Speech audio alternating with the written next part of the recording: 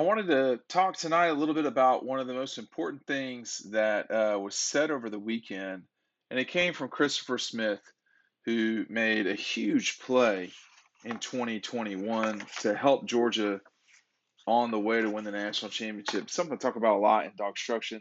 I actually laid it out right here in the diagram.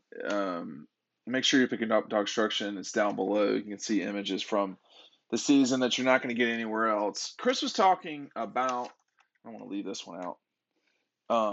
That was really an epic moment in Georgia history, actually, as it turns out. But, Chris's play, and I talked about it that night. Christopher Smith, is a great example, story, however you want to put it, about how you can succeed in college football, very specifically about how you can succeed at Georgia. Because it's not exclusively Chris Smith who's done this, but he is a great example right now. And I think he's one of the reasons why this secondary is not going to fall off maybe the way that people think or opponents hope that they do. This is what Chris had to say about being a leader for the new players on the team. And keep in mind, there are a lot of younger guys in the secondary that are going to play. I mean, Keely Ringo is not young now. Neither is William Poole. So you've got, coming back, you've got Chris, Poole, Ringo, and you've got some younger guys, Green, uh, Everett, etc. And he said, I tell them that it's not about the talent. It's about how you attack the game and things like that. That's the main thing I try to push, tackling it mentally, physically every day. That's something those guys brought. Of course, they have God-given talent, but they're also hard workers and they keep themselves mentally in the game every time. That's one of the main things I try to push. When you are an older player at Georgia, it is always possible that you could get recruited out of the system. And I'm telling you right now, Chris Smith and William Poole were two examples of guys that could have been in that situation. They could have. But you know what happened along the way? All you got to do is look at these images that we had. Who are the two guys in this play? Who are the two guys ignore Kirby, going, not borderline psycho, but full on sociopath right there. He was screaming to Keely to get down. But look at that image. You got two guys who played football in South Atlanta at Hayville Charter, who I know William Poole was forgotten about because I forgot about William Poole. All right. And you got Chris Smith, another guy who is on the field right there. These guys were not five-star guys like the guy with the ball in his hands. They were guys who probably went home at night at times in their career and wondered if they'd really play. Wondered if getting up at 5 o'clock in the morning. I don't know what time Georgia gets up. We had to start practice at 5:45. I'm just going to use 5:45. Getting up at 5:30 to be at a 5:45 practice. I'm sure they were wondering if this is worth the trouble. And then the moment happens, and all the time, all the preparation that you had, it hits you in the face, and either you're ready for the moment or you're not. Let's keep in mind too that Keely Ringo at that moment had only played in his 15th game. I don't know if technically he played in the Peach Bowl or not. I don't think he did. But those two guys specifically, Christopher Smith more than William Poole, but they both almost certainly were dealing with doubt at parts of their career. And yet, as we saw with Poole, Christopher Smith, Robert Beal, Channing Tindall, uh, Devontae Wyatt, that if you do what you're supposed to do all the time, or the vast majority of the time at Georgia, you will have success.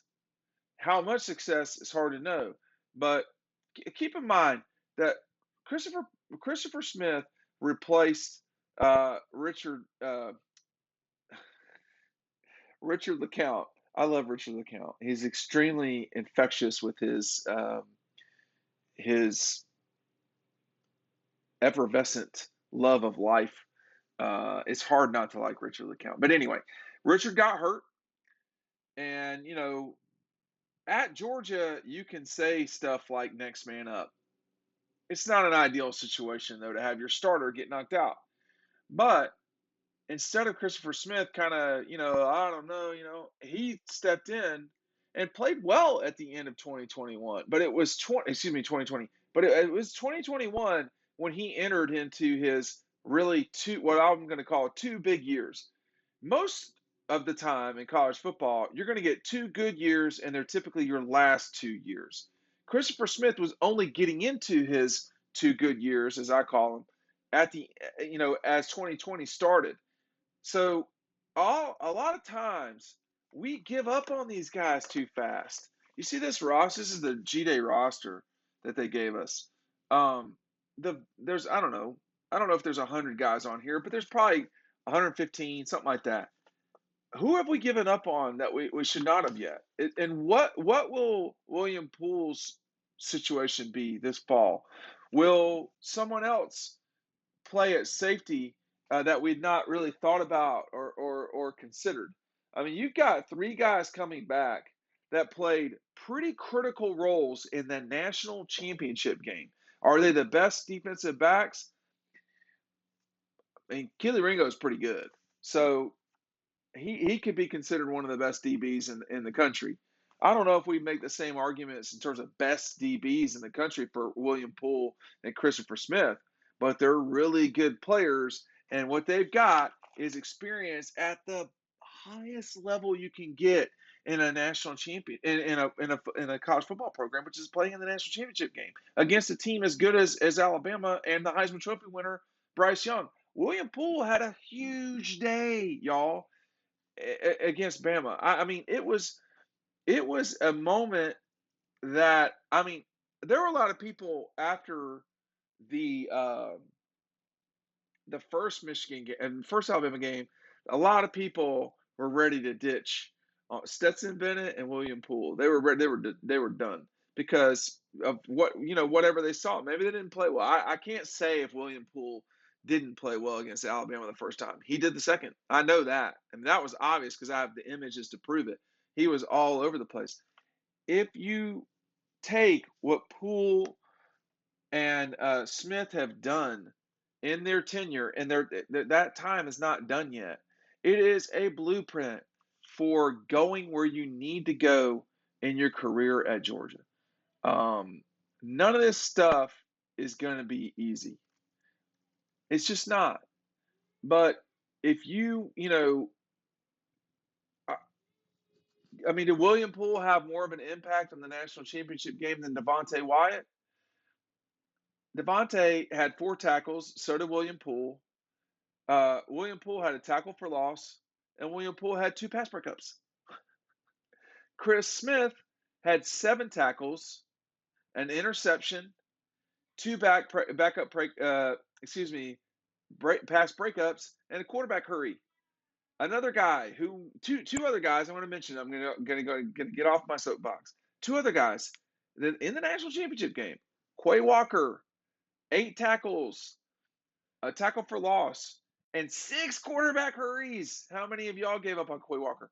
Channing Tindall, 8 tackles again, 1.5 tackles for loss, one of which was a 13-yard sack, and 5 quarterback hurries. We can't know what the end of the story is, what the end of the book is, until it's written. We can't know. And Keely is the best guy returning. But he's got to be a leader now too, just like Chris Smith and William Poole. But Christopher Smith, I'm telling y'all, he's going to be one of these guys. I mean, Thomas Brown pops into my brain, but Thomas was more noticeable. But these guys that are not about flash and who have done the job and done the work, who along the way, Thomas is not the exact, person for person swap in terms of comparisons. But these guys are serious guys that do the work. Chris Smith is to be admired for his time at Georgia. If nothing else, he made championship plays in 2021. What will his 2022 be, and what will that be like for the players who he's grooming to take his place? That's what I'm here to see. I just thought it was an important moment over the weekend when Chris had that to say. Thanks for watching. Check out DAWGSTRUCTION. The link is down below. I don't want you to miss out on any books, and we'll see you on the website.